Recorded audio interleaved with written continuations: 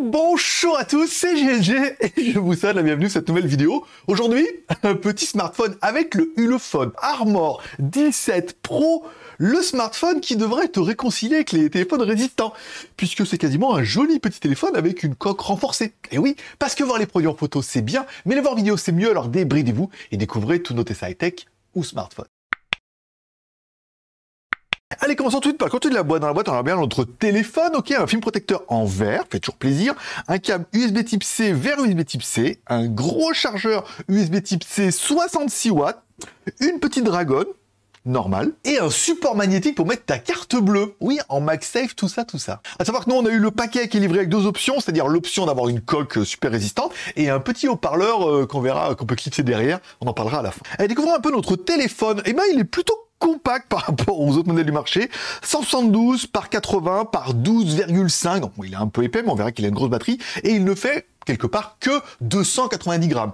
Là où un iPhone, ça fait 240 grammes. Allez, parlons un petit peu de notre écran. Un écran de 6,58 pouces, Full HD, protection Gorilla Glass 5 et rafraîchissement 120 Hz. Oui, comme les téléphones haut de gamme. Allez, à l'avant de notre téléphone, une petite caméra de 16 millions de pixels qu'on va découvrir tout de suite. Allez, puisque avec ce téléphone-là ça fonctionne, on va essayer de faire un petit peu l'enregistrement et découvrir un peu les fonctions photo et vidéo de ce téléphone-là. Donc quand on prend l'image ici, est-ce qu'on peut dézoomer? Non, zoomer, dézoomer, vous avez vu, on peut rien faire. On prend une petite photo, voilà, ça c'est plutôt classique. Après, on peut être dans le mode plus. Vous voyez, quand on est dans le mode plus, automatiquement ça recadre sur la caméra arrière, donc il n'y a pas l'air d'avoir de fonction, hop là, particulière ici. Je regarde, image, vision nocturne. Et après les modes professionnels, on a bien vu que je vais essayer de mettre sur un mode plus. Vous voyez, à chaque fois, on n'a vraiment pas de possibilité. J'essaie de remettre en mode portrait. Ah si, vous voyez, on a essayé de mettre le là, wow. Et ça fait un effet bokeh de fou. Voilà, donc là on a un effet arrière qui est plutôt sympathique. Ok, on l'enlève. On peut retourner dans les modes plus. Regardez s'il y a des trucs sympas. Prise de vue, panorama, après mouvement, bon, rien d'exceptionnel. On va se remettre sur image, on va se remettre la caméra avant. Ici, on remet la vidéo. Okay. Ouh, dis donc, ça a tapé dans l'image. Pourtant, vous voyez, pas de stabilisation, même si on a vu qu'on a quand même croqué beaucoup dans l'image. On dézoome non, on zoome non plus. On met la résolution ici. Qualité vidéo, on peut aller jusqu'en... Attendez, je l'ai vu, il était là. Full HD. Full HD, c'est pas mal. Voilà, alors on lance l'enregistrement vidéo, là je secoue un peu le téléphone et tout. Alors, c'est étonnant, c'est que ça croppe dans l'image. En théorie, ça pourrait enlever un peu de stabilisation et tout. C'est pas mal, c'est plutôt...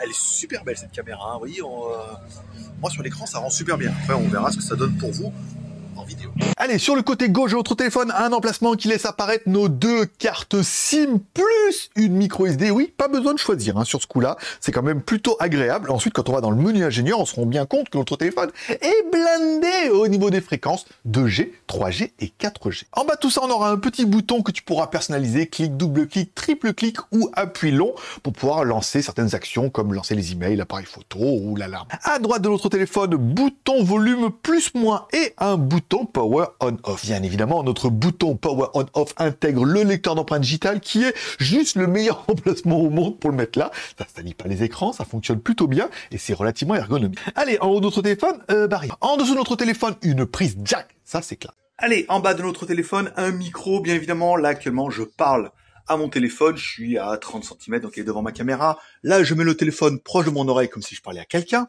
Là, je mets le téléphone devant moi comme si je parlais à mon interlocuteur en mode main libre.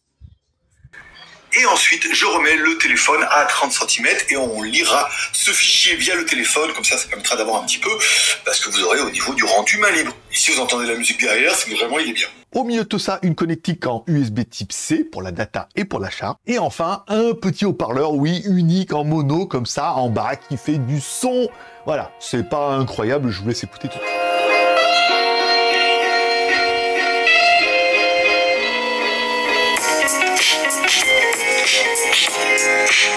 À l'arrière de votre téléphone, le gros dossier, oui, avec 3 caméras. Une caméra 108 millions de pixels, Samsung HM2, c'est pas de la merdasse, hein. Une 8 millions de pixels pour faire des photos la nuit, d'origine Samsung, ok. Et une 8 millions de pixels, angle large. C'est bon, ce que je te laisse découvrir un peu tout de suite avec le screenshot, ça marchait plutôt bien. Allez, maintenant on découvre un petit peu la caméra arrière et tout ici. Alors on voit bien qu'on va pouvoir dézoomer un peu ici, en mettant 0,6. Donc là on passe en angle large. Ça va faire l'autofocus. Voilà, c'est mieux. Ensuite, on peut en mettre en lentille normale, ok. On peut zoomer un peu, vous voyez, 2 fois, ok, sympa. Zoomer 4 fois. 4 fois, on est sur un zoom maximum et tout. C'est plutôt pas mal, hein. Encore une fois, on va essayer de faire une photo là, parce que j'ai oublié de faire les photos. Voilà, hop là, ici, alors, si on va le mettre en mode normal. Ici, on va faire une photo là, ok. On va le dézoomer, ok. Non, ça a l'air bien, hein. Franchement, ça a l'air super propre, super quali. Alors, bien évidemment, vous avez vu, à droite de l'image, on peut mettre en mode 108 millions de pixels. Alors, on ne peut pas dézoomer. On fait une photo là. On peut zoomer un peu. On va essayer de... Toujours un peu de mal, hein, avec... Voilà, on va se mettre en 4 fois. Voilà, oh, c'est pas mal, hein. C'est bien, c'est propre, hein. Après, bon, 108 millions de pixels, en théorie, ça envoie un petit peu du pixel. En mode professionnel, ici, dans plus, qu'est-ce qu'on a? On a le mode portrait, bien évidemment. On va prendre nos cafés en tant que top modèle. Ah, pas mal, pas mal, pas mal. Ça crame un peu sur le côté. On va essayer de faire l'autofocus ici. Ouais, c'est pas mal, ouais. C'est bien, c'est pas. On voit le. Je sais pas si vous allez voir vous, mais le téléphone, il a eu beaucoup de mal, hein. Voilà, donc là, les modes professionnels, on est là, ok. Plus, on avait vues panoramiques, prise de vue, panorama, mouvement lent, dans la tente scan intelligent, ça c'est pas très intéressant. On va revenir un peu sur les images. Qu'est-ce qu'on a loupé dans les réglages ici? La postérité, alors la taille de l'image, ici, hop là, nous on est en 12 millions de pixels, bien, le retardateur, prise de vue, ok. Possibilité d'activer le HDR, ici, ah, donc là le HDR est activé. Ok, est-ce qu'on peut activer le HDR aussi voilà, disons, ouais, il met du temps, hein. Il met du temps, on va le mettre en 108, il n'y a pas possibilité. Mais non, oh, le mode HDR, c'était fou. Après, et on met le mode AI, et là, on est bien en mode HDR. Alors, il y avait 2 modes HDR apparemment. On va mettre celui-là, on va faire une photo. Ah, ça ramouille, hein. On voit, voilà, c'est là qu'on voit notre processeur, il a beaucoup de mal. Mais bon, après, voilà, encore une fois. Bon, allez, on va taper un peu dans la vidéo. Ici, ok. Donc là, est-ce qu'on peut dézoomer? Non. Est-ce qu'on peut zoomer? Oui. On va commencer avec un fond comme ça. Voilà, on dézoome. Sur le téléphone, il n'y a pas l'air d'avoir de stabilisation. Ça lag un peu, hein, sur l'écran. C'est pas terrible du tout. Un petit peu dommage. On va regarder après dans quel mode on est ici. On revient. Enregistrement. Oh là, il a du mal. Qualité vidéo, on était en quoi? On était en 2K, évidemment, c'est beaucoup trop. Ordinaire, microphone, photo, réinitialisé, ligne. Ok, on refait une vidéo maintenant. On voit un peu la différence. Là, pareil, ça lag beaucoup, hein, sur le téléphone. On sent que le téléphone chauffe un peu quand même, hein, Marcel. Malgré la dissipation thermique. Mais c'est propre, c'est bien, c'est joli. Après, voilà, l'autofocus, on va le faire à la main. On revient dessus. Allez, à l'arrière de notre téléphone, une batterie de 5380 mAh, ok. Une charge rapide de 66 watts, là où mon pauvre iPhone 14 Pro Max charge à 25 watts, voilà. Et une charge Qi sans fil à 15 watts. Oui, et en plus, bah, on aura vu que c'est compatible MagSafe. Oui, c'est le même, on verra ça avec le haut-parleur. Allez, on continue avec la technique, avec notre processeur, et bien évidemment... Allez, en tout, notre lapin malin qui va nous faire un peu le coup du lapin, un petit coup à 326 000 points, hein, quand même. C'est pas dégueulasse. Grâce à notre processeur, alors oui, c'est un Helio G99, encore une fois, donc ancienne génération de processeurs. C'est pas les meilleurs, ils ne sont que 2G, 3G et 4G, mais enfin une fois, c'est la version gaming du 99. C'est un processeur octa-core qui est quand même plutôt puissant, fait quand même 326 000 points. Que demander le plus? Au niveau de la mémoire, bien sûr, allez, on reprend toujours 8 plus 256, ça fait partie de ces nouvelles générations de téléphones qui ont de la mémoire partagée, ça veut dire qu'on peut taper dans la ROM, on peut prendre de la RAM dans la ROM, voilà. Ça veut dire qu'on peut aller de 8 plus 256 ou 8 plus 5, ok, donc là 12 plus 256. Après, oula, 8, 9, 13, ou même 13.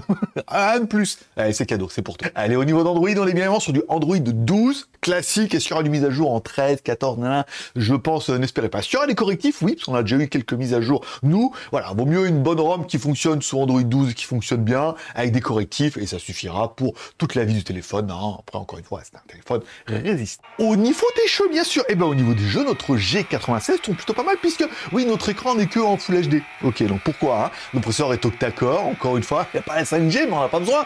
Donc, on tourne, on fait tourner notre jeu, c'est fluide, c'est propre, c'est net, notre nombre de FPS ne s'écroule pas, la qualité est plutôt propre, et comme on a une énorme batterie, ben on va pouvoir jouer longtemps. Allez, au niveau de la connectivité, bah, du Bluetooth normal, du Wi-Fi, ABGN, AC, voilà, 2 Go 4 et 5 Go, on a bien évidemment le NFC, on a également la radio, et étonnamment, vous avez vu, on a la radio sans casque.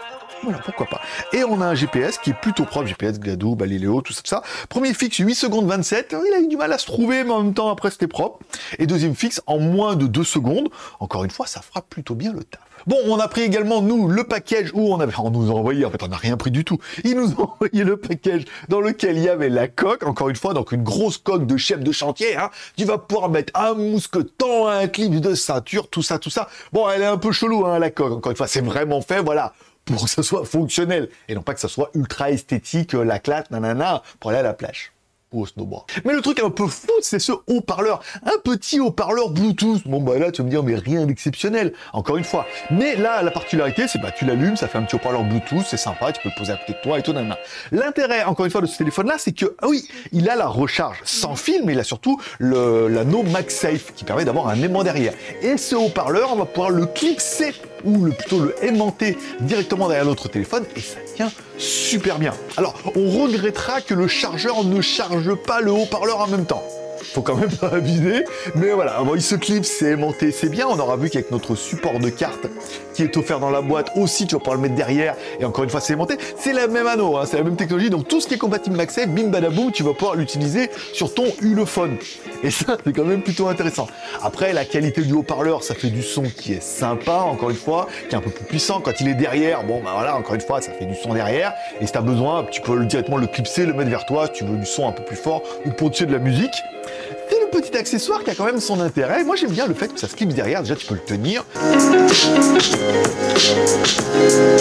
Donc, si on reprend les 8 points que nous a donné Ulefone pour dire que ce téléphone-là, il est quand même ultra séduisant. Bon, ok, IP108, IP109, c'est-à-dire qu'il est résistant. Encore une fois, tu peux le faire tomber dans l'eau, la neige, le sable, voilà, la poussière, voilà.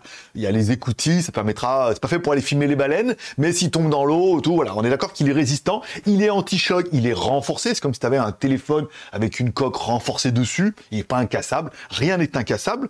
Pour l'instant, c'est oui. Bon, la caméra, 108 millions de pixels. Ah, la classe. Encore une fois, je pense pas qu'elle soit ultra exploitée. On voit que ça cause quand même de petits ralentissements au niveau du téléphone et tout. Mais encore une fois, voilà, ceux qui veulent dire, ouais, j'ai 108 millions de pixels. Bah, tu les as, pour de vrai. Bon, la caméra 8 millions de pixels pour faire des photos la nuit et tout. Bon, je suis pas ultra convaincu, mais pourquoi pas. L'écran, 6,58 pouces en Full HD+, qui cadence quand même jusqu'à 120 Hz. Tu dis, ouais, mais moi, je suis gaming, j'ai besoin d'un taux de rafraîchissement de 120 Hz.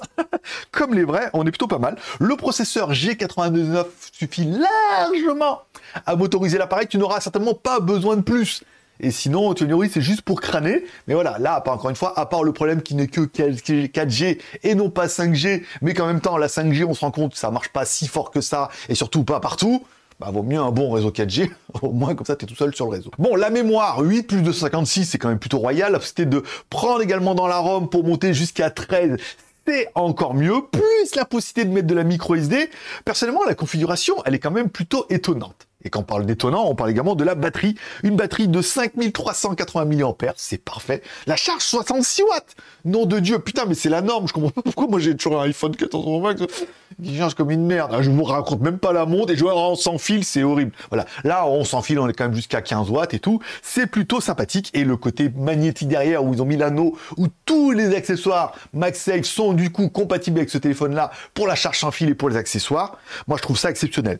En plus de son petit dos en finition carbone qui est quand même plutôt joli, même si c'est du plastoc, on est d'accord. C'est pas en toc. Et là, vous allez vous dire, combien pour le Ulefone dans la vitrine? Eh bien, écoutez, il est pas cher. Alors, si vous le prenez hors taxe, on va parler de hors taxe, parce qu'apparemment, il y a des gens qui peuvent l'acheter hors taxe en fonction des pays où vous êtes. Vous allez payer 260 € hors taxe. Encore une fois, nanana. Mais comme vous habitez en Europe et que pour vous, voilà, la liberté, c'est fini. Maintenant, la taxe, les TVA, tout ça. Si vous le prenez en Europe, vous allez payer 316 €. Je trouve pas ça ahurissant, hein, de 260 à 316 €. En plus, nous, le jour où je fais la vidéo, il y a un coupon sur la page de 9,65 € qui fait plutôt plaisir. Voilà, donc ça fait un petit 300 balles, un peu plus et tout. Je le trouve plutôt bien placé. Et si comme moi, tu veux la coque ou le haut-parleur, non mais moi ils me l'ont envoyé, mais si toi tu veux la coque et le haut-parleur, tu pourras payer ça 373 €. Bon, ça fait un petit gap quand même, hein, 50 balles, mais le haut-parleur est sympathique, encore une fois, même s'il y a toujours mieux sur le marché, celui-là il est fonctionnel. Et la coque, elle est tellement pratique si tu en as un peu besoin ou l'utilité que tu vas les payer sans problème. Et voilà, c'est tout pour aujourd'hui. Mets-moi un commentaire en dessous de ces vidéos pour dire ce que tu penses de ce Ulefone Armor, il n'y a pas de power, c'est Ulefone Armor 17 Pro. Est-ce que tu es un peu du même avis que moi en te disant, waouh, c'est vrai que, oui, il est un peu plus rugueux que mon téléphone que j'ai ou dans lequel j'ai mis une coque qui était ultra renforcée, on arrive au même résultat, et il est bien spéqué, il est complet, il n'est pas excessivement cher, et oui, il va te réconcilier avec les smartphones chinois. Tu me mets ça en commentaire, c'est bon de mettre des commentaires pour le référencement, je lis tous les commentaires. Je te mettrai un petit cœur d'amour et je répondrai à tous les commentaires pour doubler le bon référencement. Et comme tous les pouces sont permis, que tu aies aimé la vidéo ou pas aimé la vidéo, tu mets un pouce en l'air ou un pouce en bas pour manifester ton contentement ou ton mécontentement. Ça permet un peu d'avoir ton avis sur ce genre de téléphone-là, mais là c'est vrai que c'est le dernier, il est beaucoup moins rugueux et autonomique que les autres, mais il est beaucoup plus design, il pourrait plaire à beaucoup. Et oui, cette vidéo va tomber le 24 décembre, je sais, je suis un peu à la bourre, strike, tout ça, voilà. Allez, je vous remercie de passer me voir, je vous souhaite à tous de bonnes fêtes ce soir, passez un joyeux Noël, prenez soin de vous, prenez soin de vos proches, gardez le moral, prenez pas le train surtout, restez ouverts, et moi forcément je vous kiffe, et je vous souhaite, allez, je donne rendez-vous la semaine prochaine, on va parler autonomie totale, et après on va vous dire plein de trucs trop bien. Allez, bye bye.